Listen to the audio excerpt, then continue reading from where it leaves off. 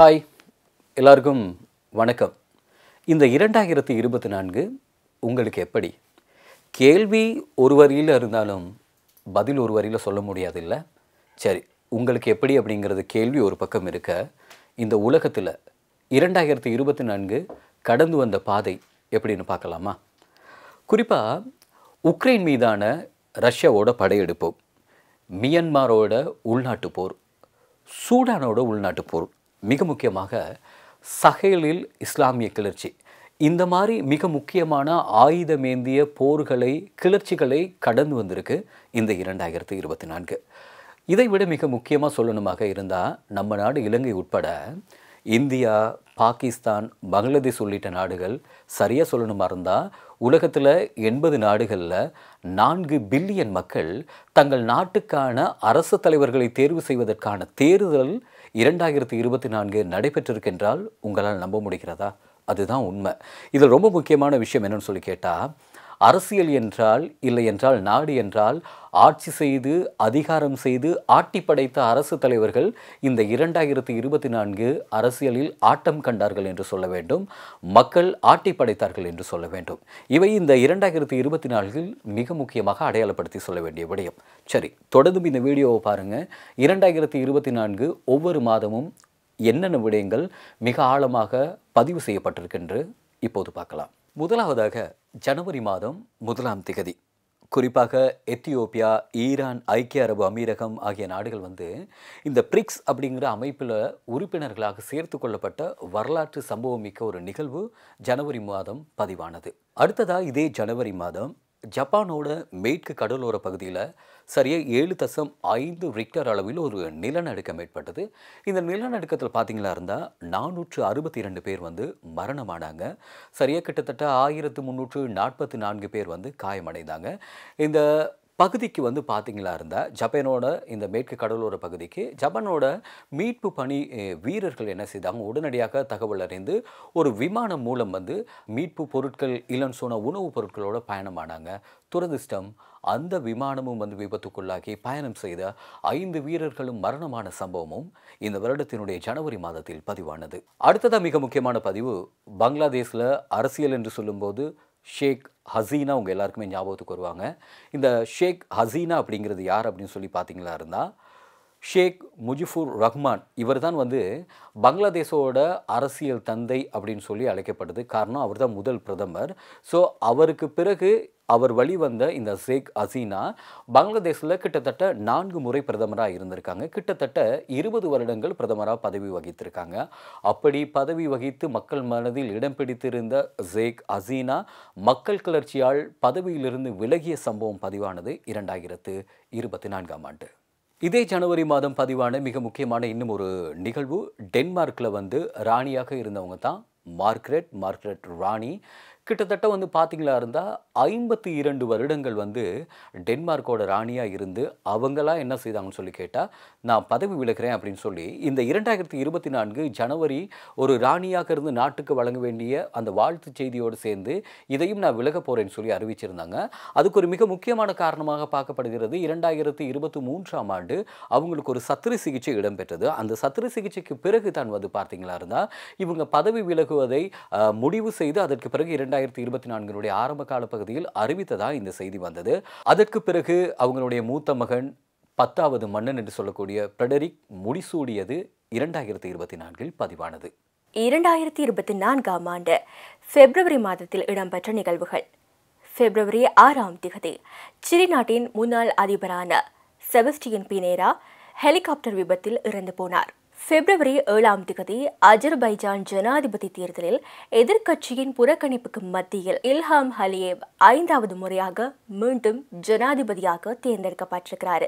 பிப்ரவரி 8ஆம் திகதி பாகிஸ்தானின் பொது தேர்தலில் தெஹ்ரிக்-இ-இன்சாப் பல இடங்களில் வெற்றி பெற்றிருக்கிறது. பிப்ரவரி 11ஆம் திகதி பின்லாந்தின் ஜனாதிபதி தேர்தலில் குறைவான வாக்கு வித்தியாசத்தில் அலெக்சாண்டர் ஸ்டப் ஜனாதிபதியாக தேர்ந்தெடுக்கப்பட்டார். பிப்ரவரி 14ஆம் திகதி இந்தோனேஷியாவின் ஜனாதிபதி தேர்தலில் பிரபோவோ சுபியாண்டோ ஜனாதிபதியாக தேர்ந்தெடுக்கப்பட்டார். 2024ஆம் ஆண்டு ஒவ்வொரு மாதத்திலும் குறிப்பிட்ட தினங்களில் நடந்த குறிப்பிட்ட விடயங்களை உங்களோடு பகிர்ந்து கொண்டு வருகின்றோம். அந்த வகையில் மார்ச் 7ஆம் தேதி நேட்டோ அமைப்பினுடைய 32வது நாடாக ஸ்வீடன் இணைத்துக் கொள்ளப்பட்டது. 2022ஆம் ஆண்டு பின்லாந்து அதேபோல ஸ்வீடன் ஆகிய நாடுகள் நேட்டோ அமைப்போட இணையறதுக்காக வேண்டி விண்ணப்பிக்கிறாங்க. இருந்தாலும் 2023ஆம் ஆண்டு பின்லாந்து அதிகாரப்பூர்வமாக இணைத்துக் கொள்ளப்பட்டு 2 ஆண்டு முயற்சிகளுக்கு பின்னால 2024 மார்ச் மாதம் 7ஆம் தேதி ஸ்வீடன் அந்த அமைப்பினுடைய 32வது நாடாக இணைத்துக் கொள்ளப்பட்டது. மார்ச் 7ஆம் தேதி. அதேபோல மார்ச் 13ஆம் தேதி செயற்கை நுண்ணறிவுக்கான உலகின் முதல் விரிவான சட்ட மற்றும் ஒழுங்குமுறை ஐரோப்பிய யூனியனால நிறைவேற்றப்பட்டது. AI தொழில்நுட்பத்தில் இருக்கக்கூடிய சாதக பாதகங்களை கருத்தில் கொண்டு அதற்கான ஒரு ஒழுங்கான சட்ட வரைவு இருக்க வேண்டும் அப்படி என்ற ஒரு நோக்கத்திற்காக வேண்டி ஐரோப்பிய யூனியனால இந்த சட்ட மற்றும் ஒழுங்குமுறை நிறைவேற்றப்பட்டது.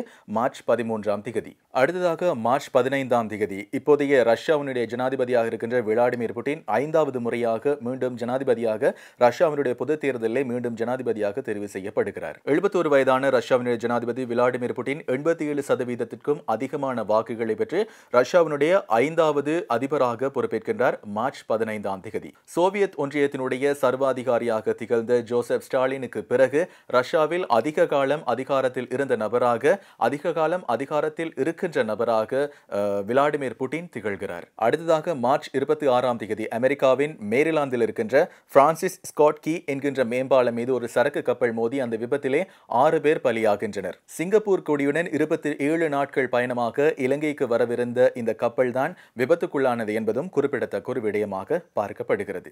அடுத்து நாங்கள் பார்க்க இருப்பது 2024 ஏப்ரல் மாதத்தில் பதிவான மிக முக்கியமான பதிவுகள். குறிப்பாக இஸ்ரேல் டமஸ்காவில் இருக்கக்கூடிய ஈரானுடைய தூதரகத்தை தாக்கி கிட்டத்தட்ட 16 பேர் உயிரிழந்த சம்பவம், மிக முக்கியமான படை வீரர்கள் உயிரிழந்த சம்பவம் இந்த ஏப்ரல் மாதத்தினுடைய முதல் கால பகுதியில் பதிவாகி இருந்தது. அடுத்ததாக குவைத்தில் நடைபெற்ற பொது தேர்தல் என்று சொல்ல வேண்டும். இந்த பொது தேர்தலில் குறிப்பாக எதிர்க்கட்சி வேட்பாளர்கள் அதிகமான ஆசனங்களை பெற்று குவைத்தில் மிகப்பெரிய ஒரு மாற்றம் கண்ட ஒரு பதிவாக 2024 ஏப்ரல் மாதத்தில் பதிவாகி இருந்தது. அடுத்ததாக 2024 ஏப்ரல் மாதத்தில் பிரேசிலில் சில இடங்களில் வெள்ளப்பெருக்கு ஏற்பட்டது. இந்த ஏப்ரல் மாதத்தில் அந்த சந்தர்ப்பத்தில் பார்த்தீங்களாக இருந்தால் கிட்டத்தட்ட 12 பேர் உயிரிழந்து பல்லாயிரக்கணக்கான மக்கள் வீடற்றவர்களாக மிகவும் ஒரு அசௌகரியத்துக்கு உள்ளான சம்பவம் இந்த ஏப்ரல் மாதம் பதிவாகி இருந்தது. அத்தோடு பனாமா தேர்தல் இதே ஏப்ரல் மாதம் பதிவாகி இருந்தது ஞாபகப்படுத்துகின்றோம். 2024ஆம் ஆண்டு மே மாதத்தில் இடம்பெற்ற நிகழ்வுகள். மே 8ஆம் தேதி வடக்கு மாசிடோனிய தேர்தலில் வலதுசாரி கட்சி அமோக வெற்றி பெற்றது. அதன் ஜனாதிபதி வேட்பாளரான கோடானோ சில்ஜான்பஸ்கா டாவ்கோவா வெற்றி பெற்றிருக்கிறார். மே மாதம் 19ஆம் தேதி ஈரானிய ஜனாதிபதி இப்ராஹிம் ரைசி மற்றும் ஈரானிய வெளியுறவுத்துறை அமைச்சர் மற்றும் 7 பேர் பயணித்த ஹெலிகாப்டர் விபத்துக்குள்ளானது. மே மாதம் 24ஆம் தேதி பப்புவா நியூகினியாவில் இடம்பெற்ற நிலச்சரிவு காரணமாக கிட்டத்தட்ட 1000 பேர் உயிரிழந்திருக்கலாம் என சந்தேகிக்கப்படுகிறது. மே மாதம் 26ஆம் தேதி லிதுவேனியாவின் ஜனாதிபதி தேர்தலில் தற்போதைய ஜனாதிபதியான கிடானாஸ் 2வது முறையாக ஜனாதிபதியாக தேர்ந்தெடுக்கப்பட்டார். மே மாதம் 29ஆம் தேதி தென்னாப்பிரிக்காவின் பொது தேர்தலில் தென்னாப்பிரிக்காவின் ஜனநாயக வரலாற்றில் ANC கட்சி பெரும்பான்மை வாக்குகளை பெற தவறிவிட்டது. மே மாதம் 30ஆம் தேதி தற்போது அமெரிக்காவின் ஜனாதிபதியாக தேர்ந்தெடுக்கப்பட்டுள்ள டொனால்ட் ட்ரம்ப் அவரது பண விசாரணையில் 34 குற்றச்சாட்டுகளில் குற்றவாளி என நிரூபிக்கப்பட்டார். ஜூன் 1ஆம் தேதி 2024ஆம் ஆண்டின் இந்தியாவினுடைய பொது தேர்தலில் லோக்சபா அதேபோல பிஜேபி கட்சி அதனுடைய முழுமையான பெரும்பான்மையை இழந்தது. இந்த பொது தேர்தலானது இந்தியாவினுடைய 18வது மக்களவை உறுப்பினர்களை தெரிவு செய்வதற்காக ஏப்ரல் மாதம் 19ஆம் தேதியிலிருந்து ஜூன் மாதம் 1ஆம் தேதி வரை நடைபெற்றது என்பதும் 7 கட்டங்களாக நடைபெற்றது என்பதும் குறிப்பிடத்தக்க விடயமாகவும் பார்க்கப்படுகிறது. அதேபோல ஜூன் 1ஆம் தேதி இன்னொரு விடயம் நடக்கிறது. அதாவது இந்த பருவ காலத்துக்கான ஆண்களுக்கான ICC T20 தொடர் ஆரம்பிக்கப்பட்டது. இந்த தொடரின் இறுதிப் போட்டி ஜூன் 29ஆம் தேதி நடைபெற்றது. தென்னாப்பிரிக்காவை 7 ஓட்டங்கள் வித்தியாசத்தில் இந்தியா வென்று அந்த கிண்ணத்தையும் கைப்பற்றியது. இது ஜூன் 1ஆம் தேதி நடைபெற்ற விடயங்கள். அதேபோல ஜூன் 2ஆம் தேதி 2024ஆம் ஆண்டின் மெக்சிகோவினுடைய பொது தேர்தல் நடைபெற்றது. இந்த தேர்தலில் மெக்சிகோவின் முதல் பெண் அதிபராக கிளாடியா ஷீன்பாம் தேர்ந்தெடுக்கப்பட்டார். காலநிலை விஞ்ஞானியும் மெக்சிகோவினுடைய முன்னாள் மேயருமான இவர் 58.3 தொடக்கம் 60.7% வாக்குகளை பெற்று அந்த நாட்டினுடைய ஜனாதிபதியாக அதிக வாக்குகளை பெற்ற ஒரு ஜனாதிபதியாகவும் முதல் பெண் ஜனாதிபதியாகவும் நியமிக்கப்படுகிறார் ஜூன் 2ஆம் திகதி. அதேபோல ஜூன் 10ஆம் திகதி மலாவியினுடைய துணை ஜனாதிபதி சவுலோ சிலிமா உட்பட 9 பேர் விமான விபத்தில் கொல்லப்பட்டார்கள். மலாவி தலைநகர் லிலாங்வேயிலிருந்து துணை ஜனாதிபதி சவுலோ சிலிமா உட்பட 9 பேருடன் பயணித்த இந்த பாதுகாப்பு படை விமானம், மலாவிய பாதுகாப்பு படை விமானம் ஜூன் 10ஆம் திகதி காலை புறப்பட்ட நேரத்தில் ரேடாரிலிருந்து வெளியேறியதாக அந்த நாட்டினுடைய ஜனாதிபதி செயலகம் அறிவித்திருந்தமையும் குறிப்பிடத்தக்க விடயமாகவும் பார்க்கப்படுகிறது. அடுத்ததாக ஜூன் 23ஆம் தேதி மக்கா, சவுதி அரேபியாவில் வருடாந்த ஹஜ் யாத்திரையின் போது கடுமையான வெப்பம் காரணமாக 1300க்கும் மேற்பட்டோர் உயிரிழந்தார்கள். அடுத்ததாக ஜூன் 24ஆம் தேதி விக்கிலீக்ஸினுடைய நிறுவனர் ஜூலியன் அசாஞ்சே சிறையிலிருந்து விடுவிக்கப்பட்ட பிறகு ஐக்கிய ராச்சியத்திலிருந்து வெளியேறி தன்னுடைய சொந்த நாடான ஆஸ்திரேலியாவுக்கு செல்கிறார். அடுத்ததாக நாங்கள் அப்படியே ஜூலை மாதத்துக்குள் பயணிக்கலாம். ஜூலை மாதத்தில் பார்த்தீங்களாக இருந்தால் ஐக்கிய ராஜ்யத்தில் ஒரு பொது தேர்தல் நடைபெற்றது. இந்த பொது தேர்தலில் புதிய பிரதமராக ஸ்டார்மர் தெரிவாகி இருந்த ஒரு வரலாறு சம்பவம் பதிவாகி இருந்தது ஞாபகப்படுத்துகின்றோம். அடுத்த பதிவாக ஜூலை 9 முதல் ஜூலை 11 வரை நேட்டோவின் 33வது உச்சி மாநாடு வாஷிங்டன் டிசியில் நடைபெற்றிருந்தது. இதே ஜூலை மாதத்தில் பதிவான மிக முக்கியமான பரபரப்பான இன்னும் ஒரு சம்பவம். உங்களுக்கு தெரியும், அமெரிக்காவினுடைய தற்போதைய ஜனாதிபதி டொனால்ட் ட்ரம்ப் இவர் தேர்தலில் வெற்றி பெறுவதற்கு முன்பு தேர்தல் பிரச்சார நடவடிக்கைகளில் ஈடுபட்டிருந்த நேரம் இவர் மீது துப்பாக்கிச்சூடு சம்பவம் நடாத்தப்பட்டது. எனவே இந்த சம்பவம் பதிவாகி இருந்தது இந்த மாதத்தில். இதே ஜூலை மாதத்தில் எத்தியோப்பியாவினுடைய நிலச்சரிவில் 257 பேர் மரணமான சம்பவம் பதிவானது. இதே ஜூலை மாதத்தில் தான் பருவகாலத்தில் கோடைக்கால ஒலிம்பிக் போட்டிகள் பாரிஸில் ஆரம்பமாகியது. இதே ஜூலை மாதத்தில் கவலை அடையக்கூடிய இன்னும் ஒரு விடயம் பதிவாகி இருந்தது. ஐக்கிய ராஜ்யத்தில் 3 குழந்தைகள் கத்திக்குத்து சம்பவத்தில் உயிரிழந்தது. 8 குழந்தைகள் உட்பட 10 பேர் காயமடைந்த ஒரு கவலையான சம்பவமும் இதே மாதத்தில் பதிவாகி இருந்தது. இதே ஜூலை மாதத்தில் தான் இந்தியாவின் கேரளாவில் இருக்கக்கூடிய வயநாடு மாவட்டத்தில் ஒரு நிலச்சரிவு ஏற்பட்டது. உங்களுக்கு தெரியும், இந்த நிலச்சரிவில் 334 பேர் மரணமாகி 200க்கு மேற்பட்டவங்க காயமடைந்து 281 பேர் காணாமல் போன ஒரு கவலையான சம்பவமும் பதிவானது. இதே ஜூலை மாதத்தின் இறுதி பகுதியில் தான் ஹமாஸின் அரசியல் தலைவர் என்று சொல்லக்கூடிய இஸ்மாயில் கொல்லப்பட்ட சம்பவம் பதிவானது. 2024ஆம் ஆண்டு ஆகஸ்ட் மாதத்தில் இடம்பெற்ற நிகழ்வுகள். ஆகஸ்ட் 1ஆம் தேதி அமெரிக்க மற்றும் ரஷ்ய நாடுகளுக்கு இடையில் 40 கைதிகள் பரிமாற்றம் செய்யப்பட்டுள்ளனர். ஆகஸ்ட் 5ஆம் தேதி நாடு தழுவிய எதிர்ப்புக்கு மத்தியில் பங்களாதேஷின் பிரதமர் ஷேக் ஹசீனா அவருடைய ராஜினாமாவை அறிவித்துவிட்டு இந்தியாவுக்கு தப்பி சென்றார். ஆகஸ்ட் 8ஆம் தேதி ஷேக் ஹசீனா ராஜினாமா செய்த பிறகு உருவாக்கப்பட்ட இடைக்கால அரசாங்கத்தின் தலைமை ஆலோசகராக நோபல் பரிசு பெற்ற முகமது யூனுஸ் தேர்ந்தெடுக்கப்பட்டார். ஆகஸ்ட் 9ஆம் தேதி பிரேசிலிய பயணிகள் விமான விபத்தில் விமானத்தில் இருந்த 62 பேரும் உயிரிழந்தனர். ஆகஸ்ட் மாதம் 24ஆம் தேதி அல் கொய்தாவுடன் இணைந்த போராளிகளால் மேற்கு ஆப்பிரிக்காவில் உள்ள புர்கினா பாசோ நாட்டில் நடத்தப்பட்ட தாக்குதலில் பொதுமக்கள் மற்றும் புர்கினா பாசோ ஆயுதப்படைகள் உட்பட 600 பேர் கொல்லப்பட்டனர். ஆகஸ்ட் மாதம் 28ஆம் தேதி முதல் செப்டம்பர் 8ஆம் தேதி வரை கோடைக்கால பாரா ஒலிம்பிக் பிரான்சின் பாரிஸில் நடைபெற்றது. அதேபோல செப்டம்பர் மாதத்தில் செப்டம்பர் 7ஆம் தேதி 2024ஆம் ஆண்டுக்கான அல்ஜீரியாவினுடைய ஜனாதிபதி தேர்தல் நடைபெறுகிறது.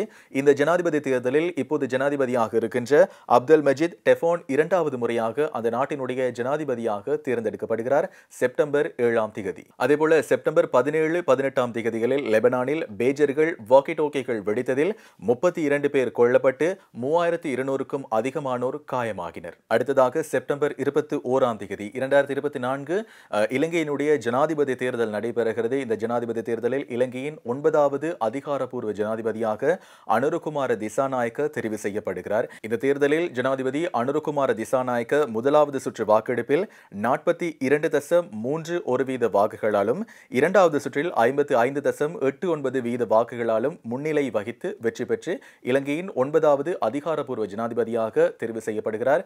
செப்டம்பர் 21ஆம் தேதி. செப்டம்பர் 23ஆம் தேதி 2006ஆம் ஆண்டிலிருந்து நடைபெறுகின்ற ஹிஸ்புல்லா இஸ்ரேல் இடையிலான மோதலில் மிக கொடிய நாளாக பார்க்கப்படுகிறது செப்டம்பர் 23ஆம் தேதி. இந்த நாளில் தான் இஸ்ரேல் வான்வழி தாக்குதல்களால் 569 பேர் கொல்லப்பட்டு 1835 பேருக்கும் அதிகமானோர் காயமடைந்தார்கள். அடுத்து நாங்கள் உங்களுக்கு வழங்க இருப்பது அக்டோபர் மாதத்தில் பதிவான மிக முக்கியமான விடயங்கள். அக்டோபர் மாதத்தினுடைய முதல் 3ஆம் திகதியிலிருந்து கிட்டத்தட்ட சரியாக சொல்லணுமாக 20ஆம் திகதி வரை ஐசிசியினுடைய மகளிருக்கான T20 உலக கிண்ண போட்டிகள் ஐக்கிய அரபு அமீரகத்தில் நடைபெற்றிருந்தது. அடுத்ததாக துனிசிய நாட்டினுடைய ஜனாதிபதி தேர்தல் நடைபெற்றது. கைஸ் சயத் 2வது முறையாகவும் ஜனாதிபதியாக தேர்வு செய்யப்பட்ட ஒரு வரலாறு சம்பவம் பதிவானது. இதே அக்டோபர் மாதத்தில்தான் நூற்றாண்டினுடைய மிகப்பெரிய வால் நட்சத்திரம் என்று சொல்லக்கூடிய சுச்சின் சான் அட்லஸ் பூமிக்கு மிக அருகில் தென்பட்ட ஒரு மாதமாக இது பதிவாகி இருந்தது.